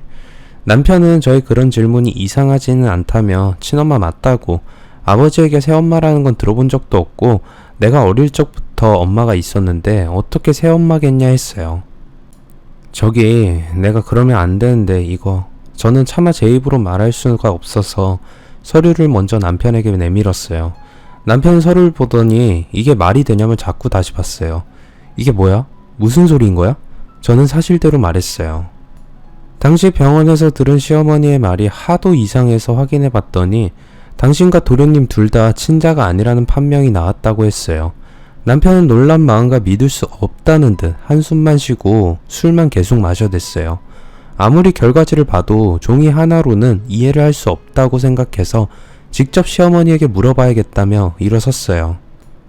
저는 이렇게 물어보면 사실대로 답을 해주실까 싶긴 했지만 제가 묻는 것보다는 당사자인 남편이 물어야 사실대로 말을 해주실지 않을까 싶어서 조용히 뒤를 따랐습니다. 다행히 그 시간엔 시어머니는 잠이 드시지 않더군요. 그래서 잠시 드릴 말씀이 있다며 저희는 둘러 앉았습니다. 하지만 남편도 말이 떨어지지 않았는지 한참을 망설이다가 입을 뗐습니다. 그러다 큰 결심을 한 듯 말했어요. 어머니 혹시 제가 어머니 친자식이 아닌가요? 남편은 침착하게 물었지만 손은 분명 떨리고 있었고 그 말을 들은 시어머니는 화들짝 놀라서 눈이 아주 커졌어요. 무슨 말이냐 그게? 시어머니는 아니라고 손사래를 쳐댔고 남편은 자신도 아니길 바라면서 말을 했지만 어머니의 반응이 심상치 않다는 것을 알자 이내 확신에 차서 말을 했습니다. 유전자 검사했는데 어머니가 제 어머니가 아니더군요. 그리고 종수도 어머니의 자식이 아니라 하는데 설명해 주세요.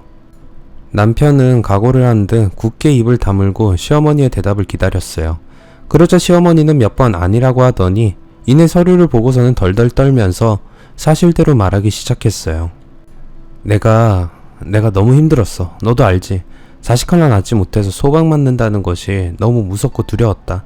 살면서 그런 취급을 받아본 건 내 인생의 처음이었어. 그래서 온 가족들을 속이고 너네 둘을 데리고 온 거야.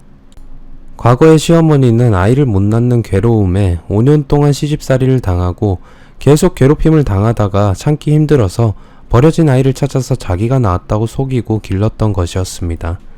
남편을 처음 데리고 와서 낳았다 속일 때까지만 해도 가족들이 너무 좋아하니 왠지 죄스러운 마음과 함께 자신도 기뻤다고 합니다.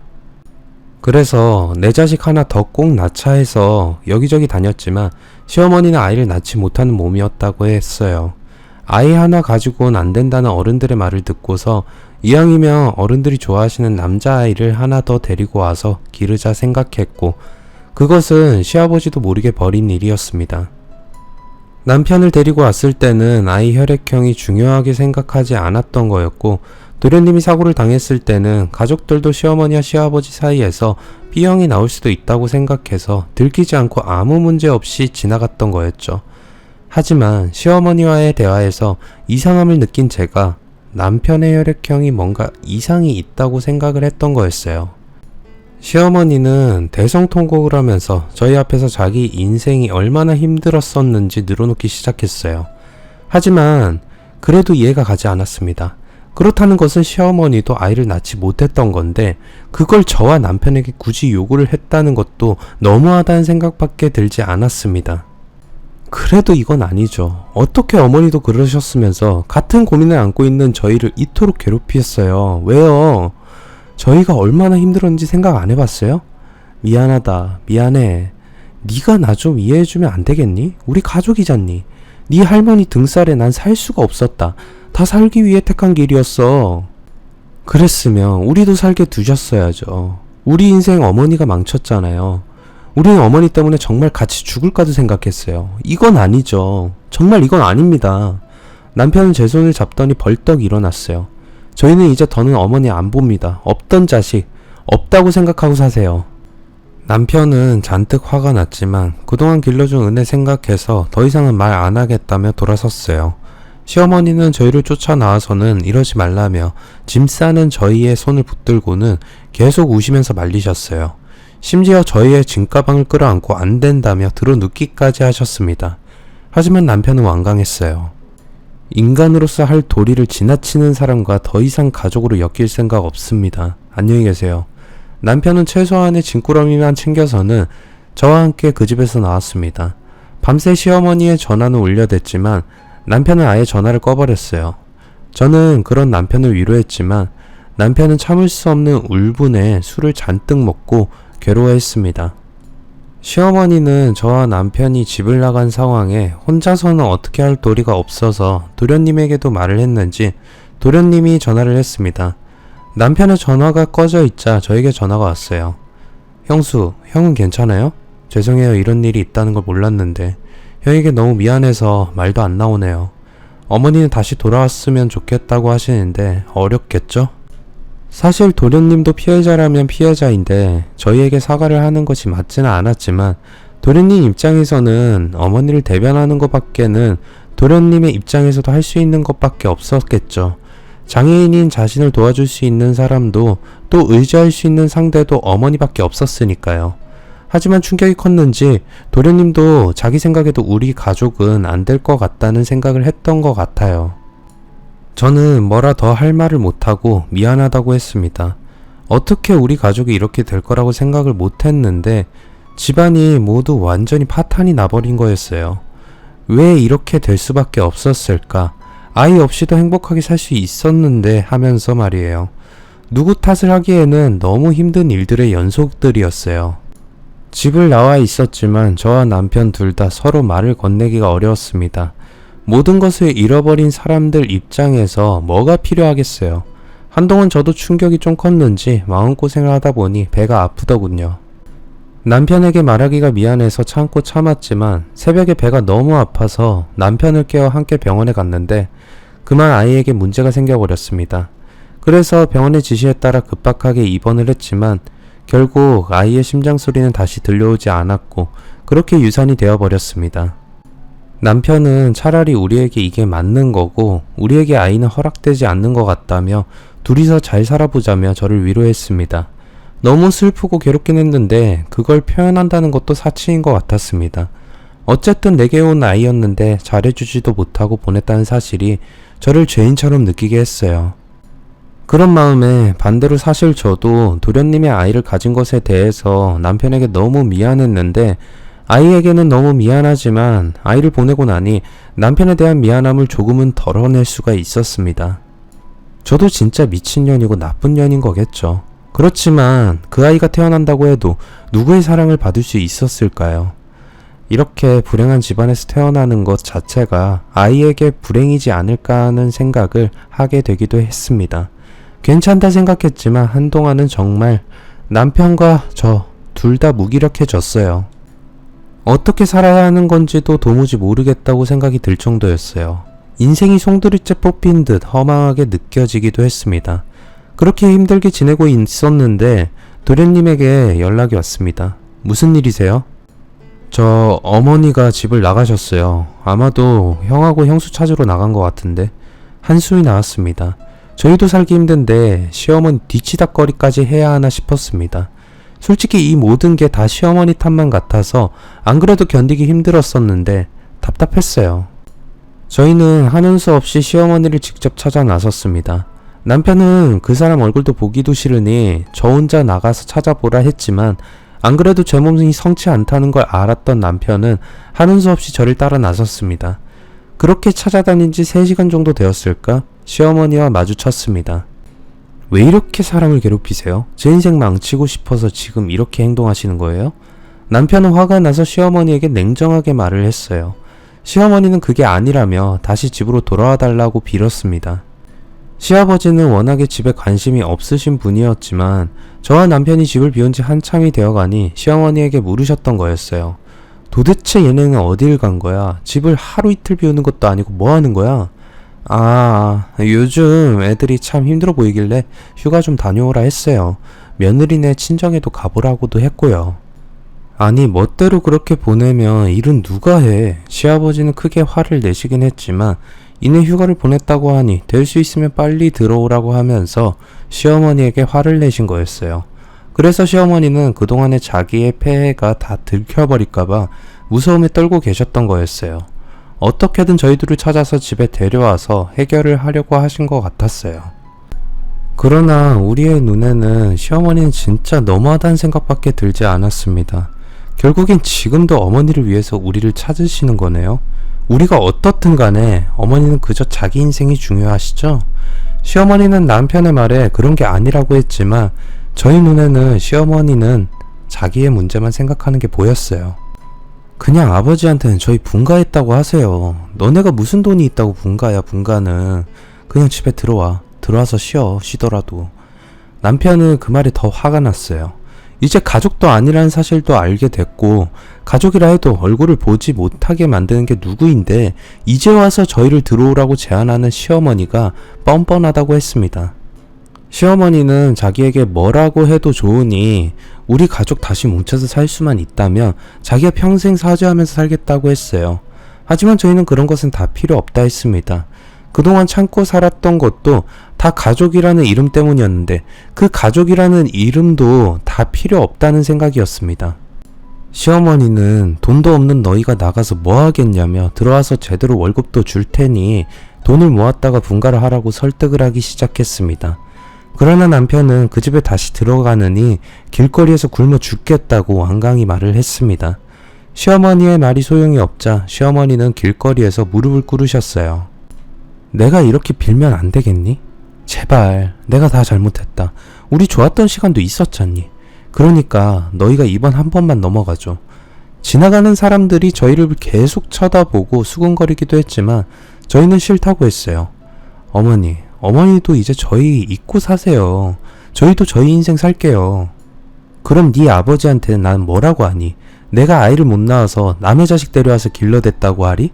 시어머니는 본심을 드러냈고 남편은 그럴 줄 알았다며 그렇게 말을 하라고 했습니다. 말 못하시겠어요? 그럼 제가 아버지께 연락을 드리죠. 그렇게 말 못하시겠으면 말이에요. 지금 이 애미까지 집에서 내쫓으려고 하는 거야? 너희들 그러는 거 아니다. 진짜 내가 너희 기르고 함께 살았던 시간이 얼만데 이런 식으로 하는 거야. 어떻게 그렇게 할 수가 있어? 시어머니는 궁지에 몰리자 이랬다가 저랬다가 저희를 혼란스럽게 만들었어요. 그러면서도 하는 말이 저희에게 정말 현실을 직시하게 만들었습니다. 너네 아이도 낳아야 할 텐데 돈 한 푼 없이 밖에서 뭘 어떻게 해.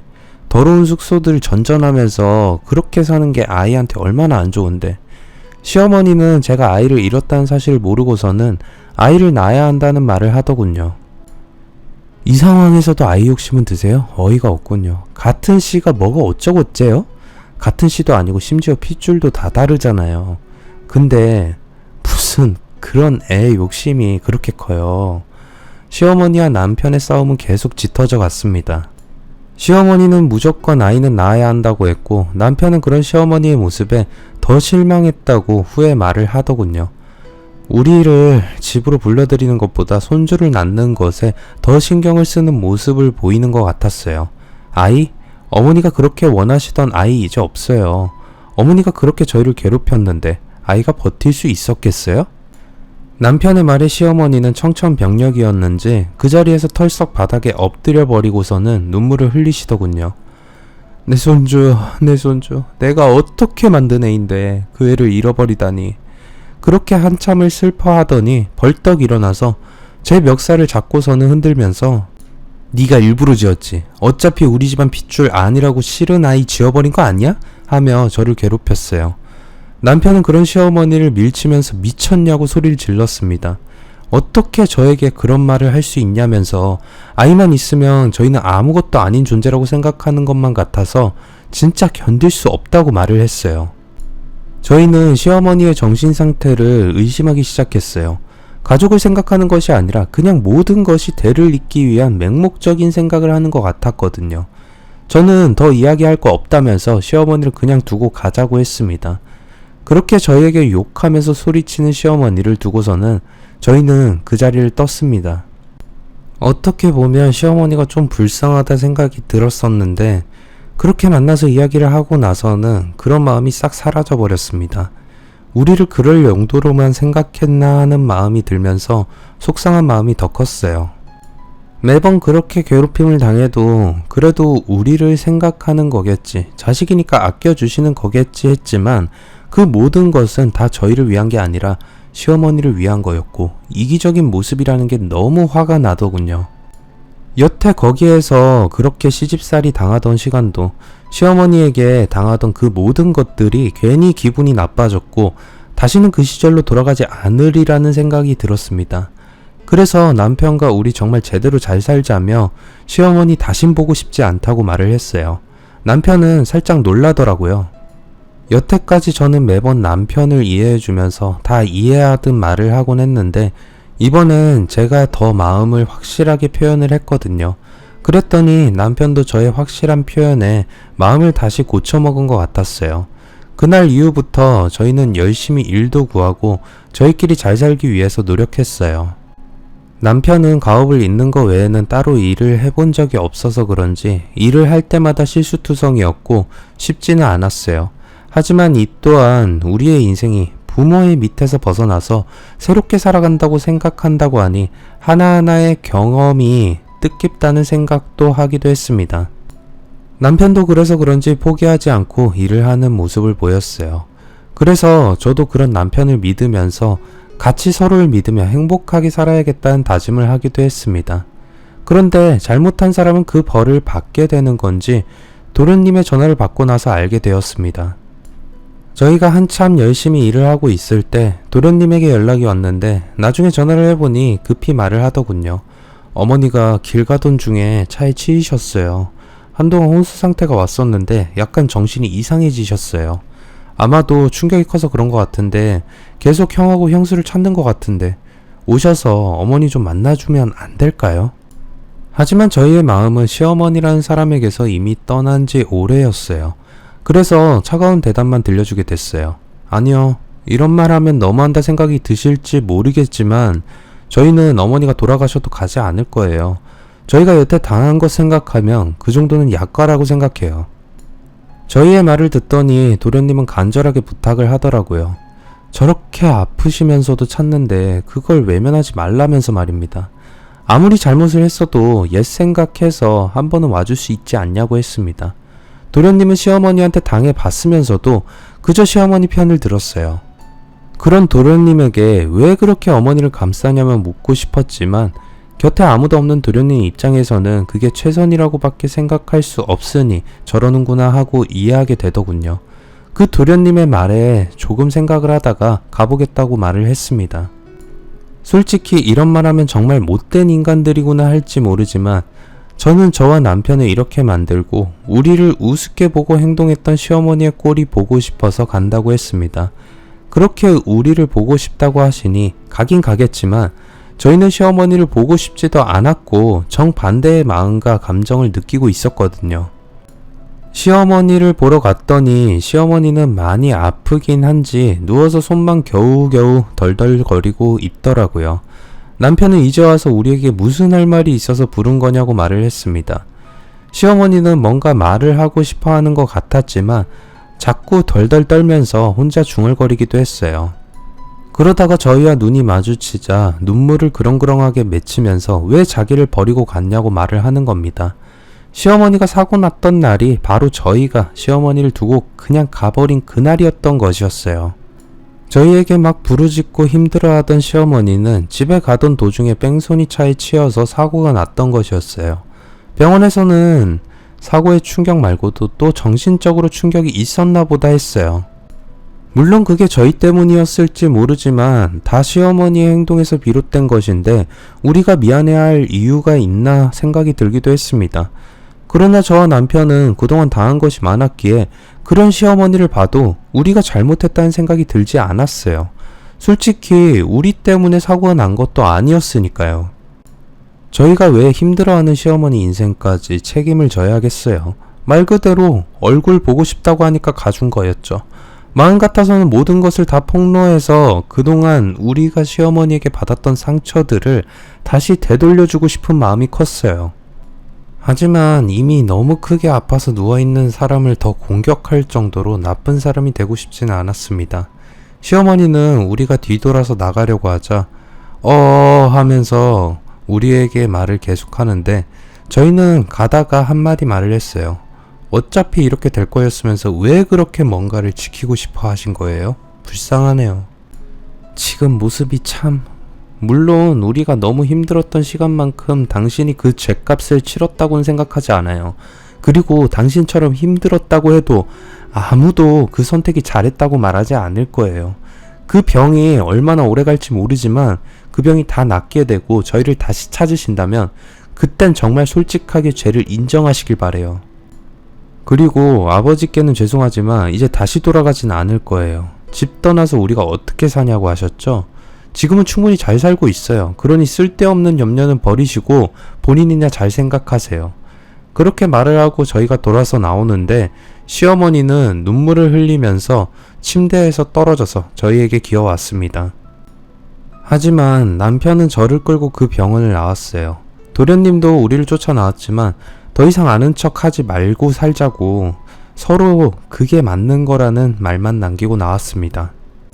키워준 은혜를 생각하면 모든 것을 다 받아들여야 한다고 말하고 싶은 사람들도 있을지 모르지만 저는 너무 비참했었고 남편도 자신의 능력이 없다는 것을 가지고 자신의 어머니에게 놀아났다는 사실과 또 친아들도 아니었는데 친아들인 것처럼 자신을 속였다는 배신감에 치를 떨 정도였습니다.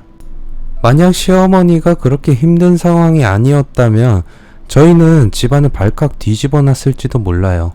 그나마 시어머니가 그렇게 아팠던 것이 집안을 더 뒤집어 놓지 않을 수 있는 계기였던 것이니 다행이라면 다행이겠죠. 하지만 저희가 입을 다물고 있어도 진실은 밝혀지는 법인가 봐요. 하필 시어머니가 그 서류를 없애지 않고 가지고 있다가 시아버지가 발견하게 되어 극대노를 하시게 되었어요. 아픈 시어머니에게 강제로 도장을 찍게 해서 결국 이혼을 하게 되었고 도련님 역시 시어머니와 같이 그 집에서 나오게 되었다고 합니다. 시아버지는 정 따위 필요 없다면서 시어머니를 내쫓아내게 되었고 결국에는 집안은 파탄이 나게 되었습니다. 장애인인 도련님은 나라에서 수급을 받는 돈과 장애인 대상으로 하는 기업에 취직을 해서 시어머니의 치료비를 대고 있다고 들었습니다. 이후 저희는 각자 일을 잡고 일하면서 신혼부부처럼 생활을 이어가고 있습니다. 때때로 시댁이 생각나기도 하지만 그냥 꿈이었다 생각하고 살려고 노력하고 있어요. 특히 시댁에 들어가서 살면서 신혼부부의 생활을 느껴보지 못했기에 둘이 사는 지금이 너무 행복하기만 합니다. 물론 나중에는 아이가 없는 게 서럽고 힘들지도 모르지만 그건 그때 가서 생각하려고 해요. 지금 먼저 생각해봤자 속만 더 상할 테니까요. 가끔 술 한잔씩 하면서 남편은 여전히 미안하다고 하면서 앞으로 잘해주겠다는 다짐을 꼭 해주곤 합니다. 그래도 이런 남편이 내 곁에 있어주는 것만으로도 살아가는데 많은 힘이 되고 즐겁기도 하네요. 차라리 처음부터 피로 이어지지 않았다는 것을 알았다면 더 서로를 의지하면서 살았을지도 모르지만 이제 이렇게 다 흩어졌으니 각자 알아서 인생을 잘 살길 바랄 뿐입니다. 저희도 이른 나이에 그런 경험을 했으니 그것보다 더 힘든 경험은 거의 없으리라 생각을 하면서 힘든 일도 다 버티고 있습니다. 그리고 둘이 사는 만큼 남편과 제가 하고 있는 게 있어요. 버킷리스트를 만들어서 서로 공유하면서 같이 해보고 싶은 것을 하니 부부 사이도 더 끈끈해지는 것 같아요. 남편과 사는 게 재미가 없다는 분들은 이런 것도 참고해서 해보시면 좋을 것 같아요. 진짜 힘들었던 제 이야기를 들어주시고 공감해주시는 분들 정말 감사드립니다. 모두 오늘 하루 행복하시고 이렇게 힘든 인생도 있으니 스스로가 행복한 인생을 사는구나 하는 생각이 드는 하루가 되시길 바랄게요. 감사합니다. 긴 글 읽어주셔서 감사합니다. 구독, 좋아요, 알람 설정 부탁드립니다.